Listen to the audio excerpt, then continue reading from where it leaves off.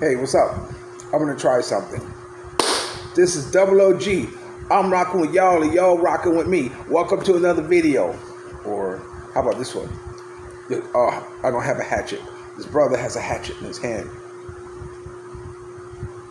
You know, it's interesting when I watch other bloggers, you know, and it amazes me how they can have so much content so fast at their disposal and you know, who sent out the memo that videos now are only 15, 20, 15, 10, 14 minutes like this. Even the news, I used to be able to enjoy watching a news segment for like 40 minutes or watch an entire show for like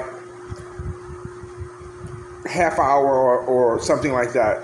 Now everything seems to be chopped up. You know, everything seems to be chopped up. It's like everything is like only 6 minutes. Everything's only like about 10 minutes. I mean, who sent the memo out that all videos are now have to be shortened in order to put up there? I mean, is it true that our attention span is getting shorter and shorter, and no one really takes the time to really want to put out the full contents of something?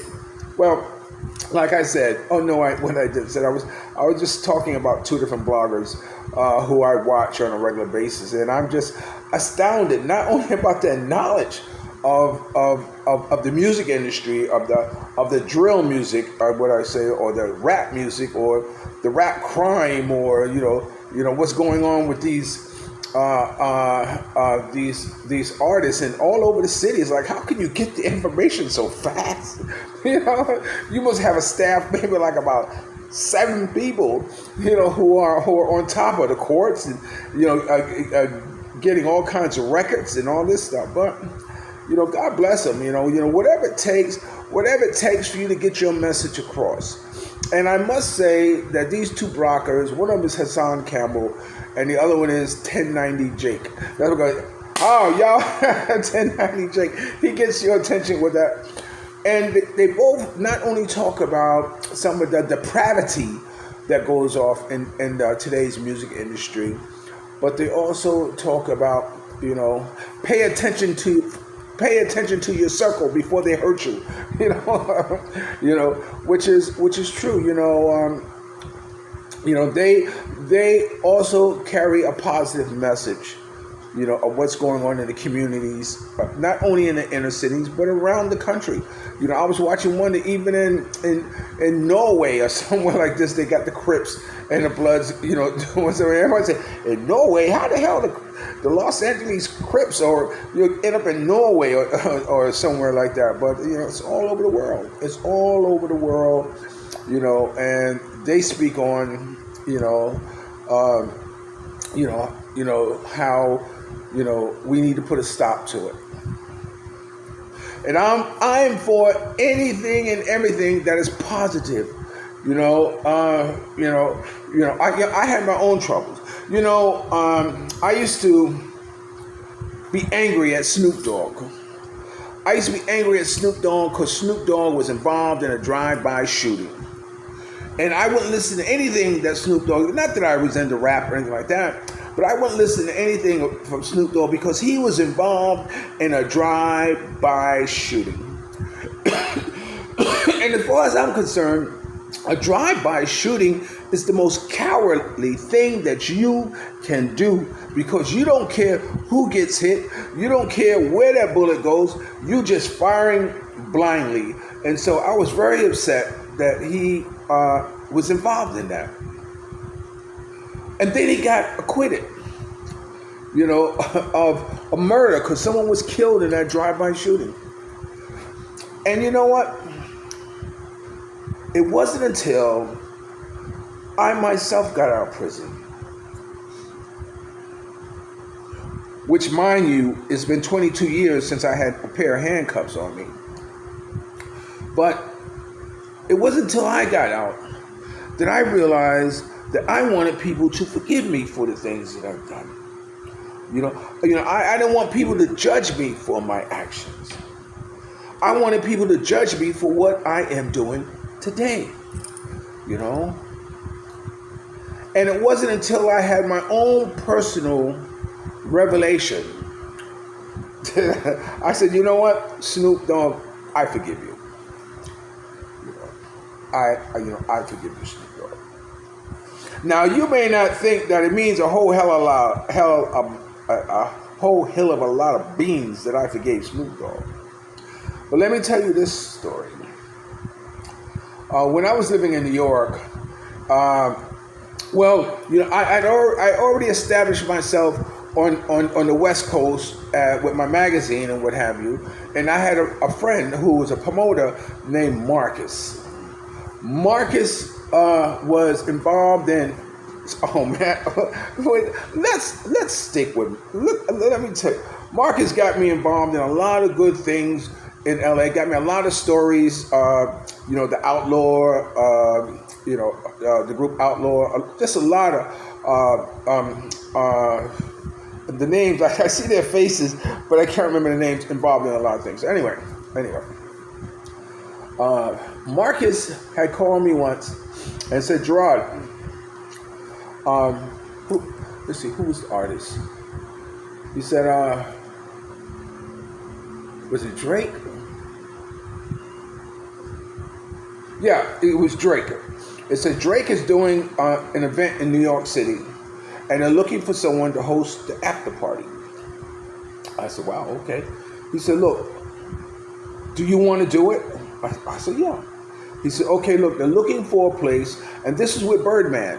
Birdman, I think Cash Money Records or whatever it is. Birdman, it says, okay, look, you have to find a place that will hold a minimum of 1,500 people.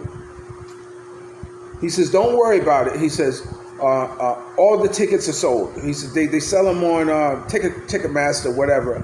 So 1,500 people at $75 a ticket. You do the math. He says, all that's yours. He says, you can have whatever sponsors you want. You can put on whatever advertisers you wanted to be involved in it. That's all yours. He says, only thing Birdman wants is $60,000. He wants $30,000 at the signing of the contract to agree that you would do the after-hour party. And he says he wants $30,000 in cash between his legs before he get out the car at the after party, wherever it is I chose. So I said, wow. I said, whoo. So I had this brainstorm idea that what I was going to do, that I was going to have it at a strip club. I have an after party at a strip club. So I called strip clubs all in New York, in New Jersey, to try to find one that has a capacity of 1,500 people. And in between then, I'm trying to raise this 35,000, because I want. Oh, plus they told me that once I got the 30, they would kick back $10,000 to me.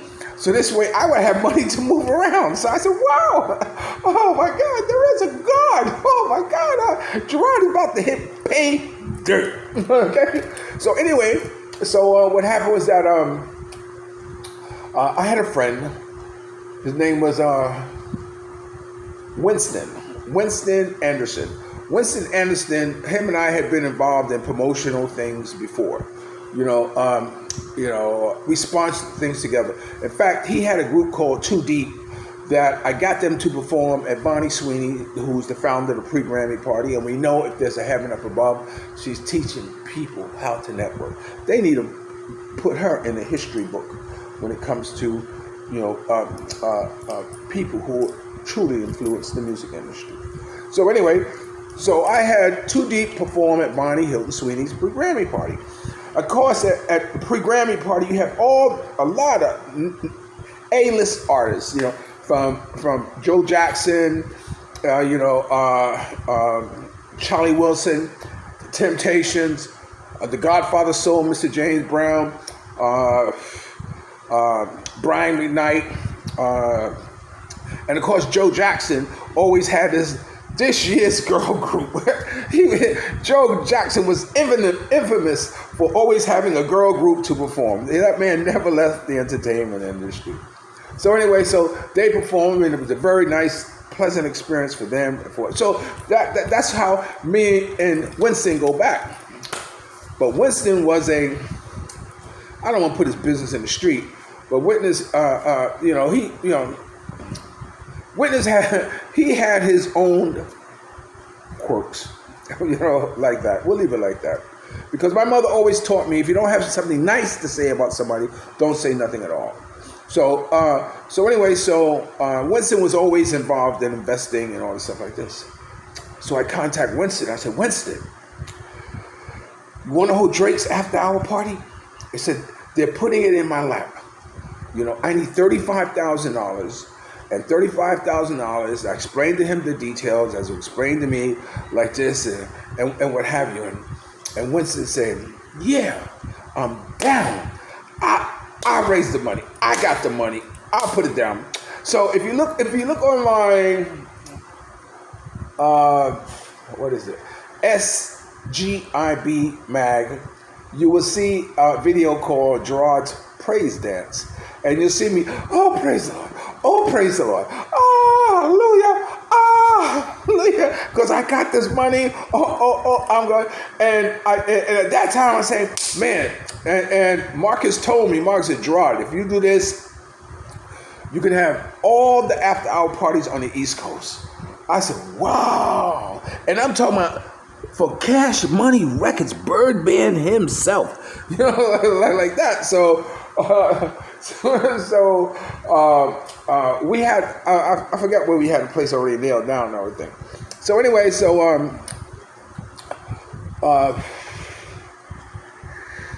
I need to put the money up. Came time for Winston to put the money up. But Winston had a wife. His wife's name was Janet. And Janet knew the problems that Winston had when he was around the industry. And she put her foot down and she says, no, I don't want you to get involved. So Winston contacted me and said, yo, Gerard, Janet's not going to let me do it. I can't put, apparently the money where, both of them are realtors, so, they have their own business. I'm sure I should shout out to them. Shout out to Janet and Winston. And I've seen them. In fact, I saved Janet one time, from what could have ended up to be a very nasty situation between the two of them. So anyway, I finally had to tell Marcus, because there was a deadline. I finally had to tell Marcus, look, man, I can't get the bread. But I was determined to say, always keep $30,000 under my mattress. Because if I kept $30,000 under my mattress, the next time an after hour party comes through, I'll have the dough. So anyway, another promoter got the job of sponsoring the after hour party between Drake after hour party. And wouldn't you know it, that was the time when Drake and Chris Brown were having problems with each other over Brianna. And I keep saying Jake. Drake, I don't know who threw a bottle at who, but one of them threw a bottle at the other one, and it broke, and Amato was injured, and all hell broke loose. So the promoter, they had shut it down. So the whole club, everything was shut down. The promoter, which would have been me, lost his shirt through lawsuits, refunding money, and all that kind of crazy type of thing. And I said to myself, thank you, God, for looking after your humble servant. And that's exactly what it was, because God looks after babies and fools, and I'm too big to be a baby. Now, getting back to Snoop Dogg. Marcus called me and said, Gerard, Snoop Dogg's opening acts, which they were playing in Washington, they need to have they need to come in and fly into New York because they were on tour. Fly into New York and need a ride to Washington D.C. So and a place to stay. So I said, okay, no problem. So they flew in, and I was able to house Snoop Dogg's, entourage. So we drive down to Washington, and I'm like saying, wow, I'm going to meet Snoop. I'm going to see him perform. I'm going to meet Snoop. Wow, yeah, I'm all hyped because, this is, I'm going to see him perform. But the people who I drove down, they needed to get paid. And they had not been gotten paid yet. So we spent most of the entire night waiting at a 24-hour Western Union for someone to send them their money because they weren't doing nothing unless they had their money. So finally they got their money. By that time the concert was over and Snoop Dogg was in his trailer and his brother came out and said, yo man, thank you, like this, like that, like this. I said, am I going to get to meet Snoop? Nah, man, no, Snoop is tired. No, he's not going to be able to meet anybody right now. But thanks for it. So I said, okay, no problem. So anyway, that's my story on Snoop. So the point of the matter is that, you have to learn to forgive. Some things are harder to forgive than others, but forgiveness is one of God's blessings that he placed on us, that we have the ability to forgive, not only ourselves for one another.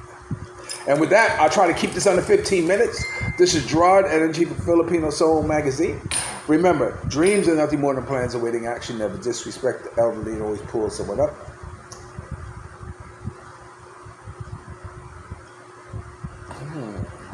Always remember to pull someone up. And if you haven't got a dream, a goal, an idea, a train of thought, don't worry about it. Do what I used to do. Get as much you can, as fast as you can, and go home.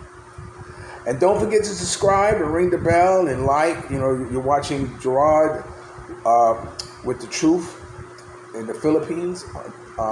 So check me out. I got a video on here. I'll tell you something real quick. Did you know that during the time that Spain had occupied the Philippines, I tell you what, when the United States had purchased the Philippines from the Spaniards,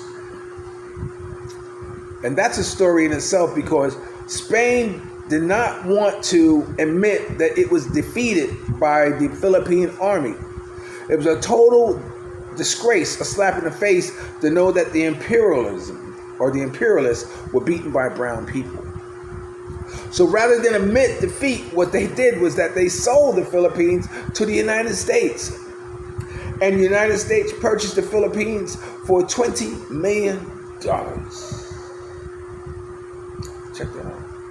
But then what happened was that when the United States came into take its throne in the Philippines and make decisions about the Filipino people and what was going on in the Philippines, they excluded the Filipinos. The Filipinos had nothing to say or nothing to add or nothing to contribute to its own future in the Philippines. In fact, the United States came down on the Filipinos heavy-handedly.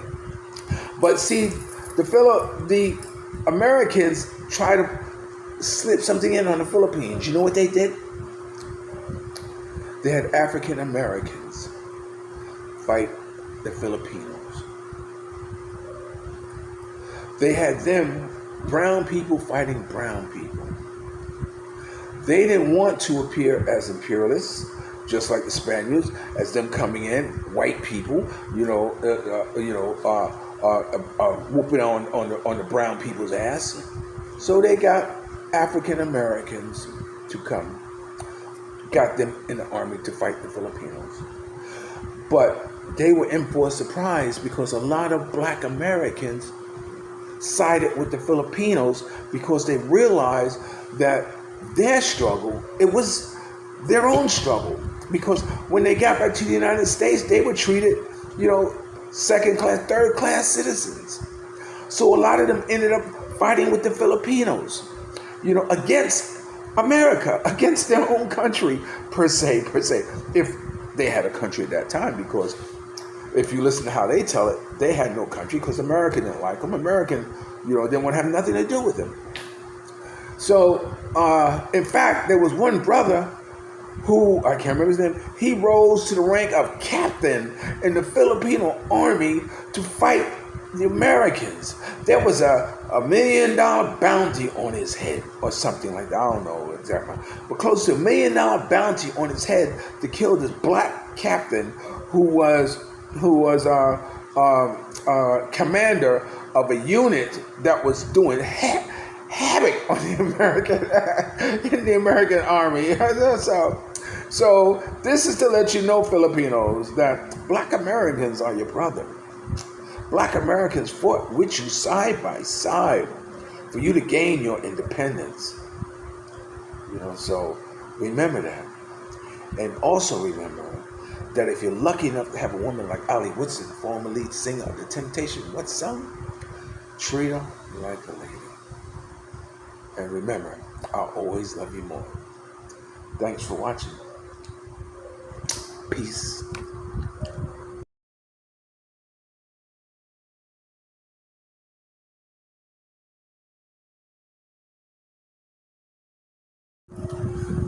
I want to add another story.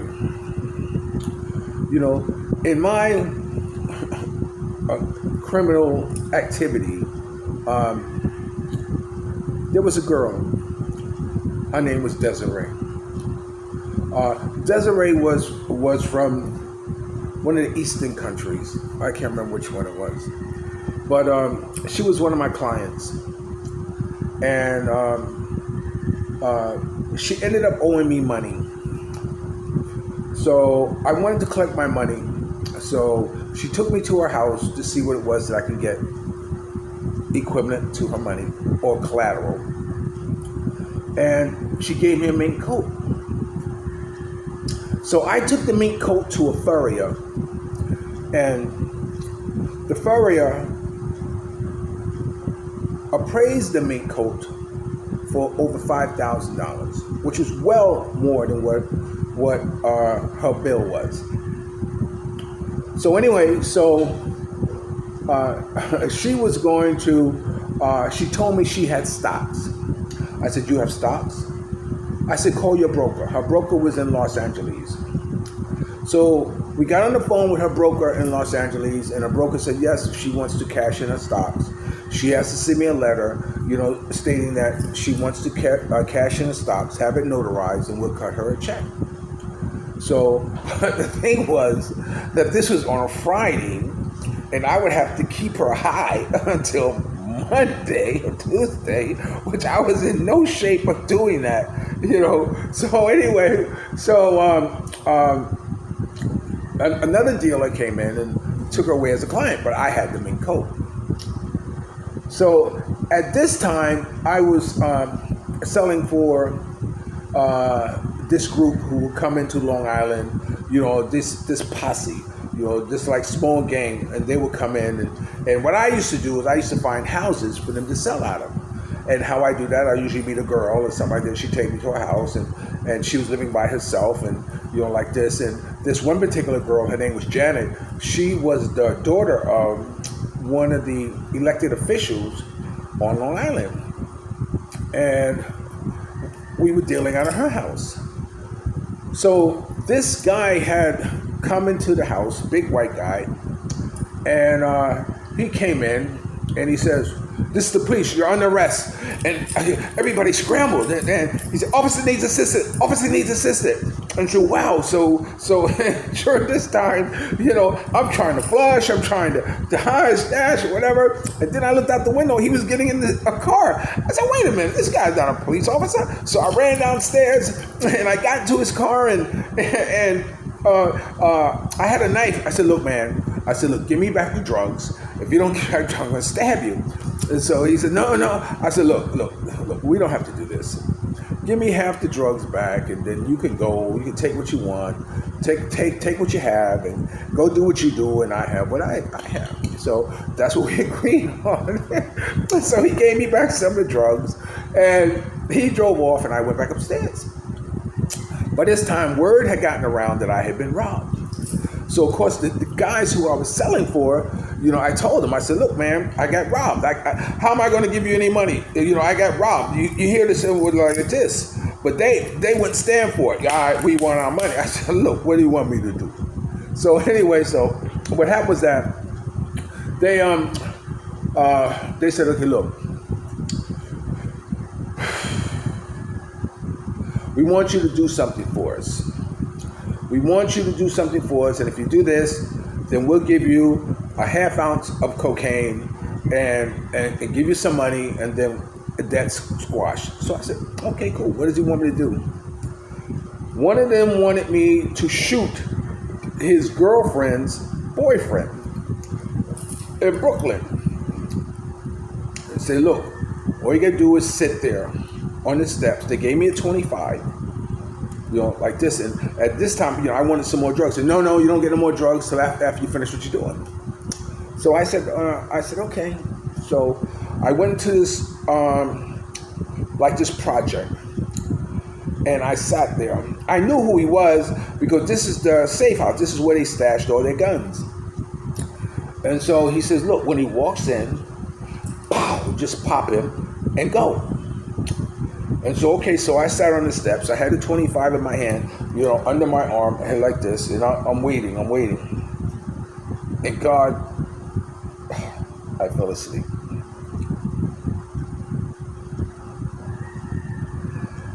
I woke up, and the hall monitor, they come rushing in. What happened? Oh, he's asleep, man, like this. And by this time, the hall monitor, because they had a woman who sat at the desk there, sitting there, and said, oh man, you fell asleep. I said, see, I told you, you should have given me more drugs to stay awake. So anyway, they were upset.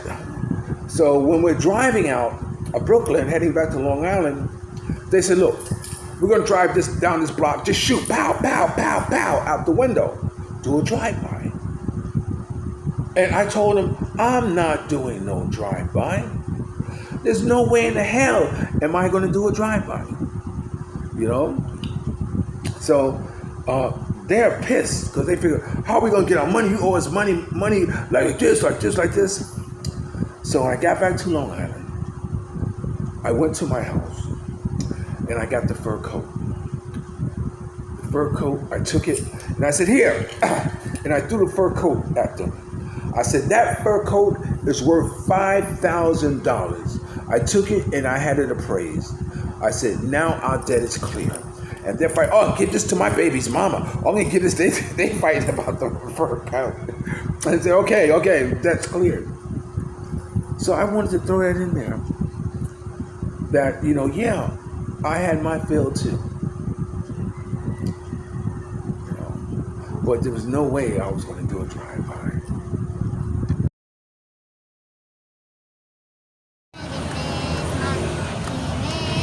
These are the carolers of the Philippines. These are probably homeless children, or who knows, could be just a good hustle.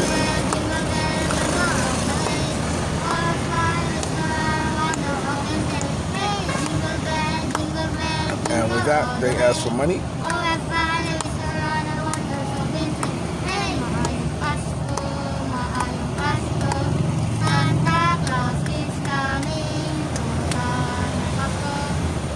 Okay, my Basco, which means Merry Christmas.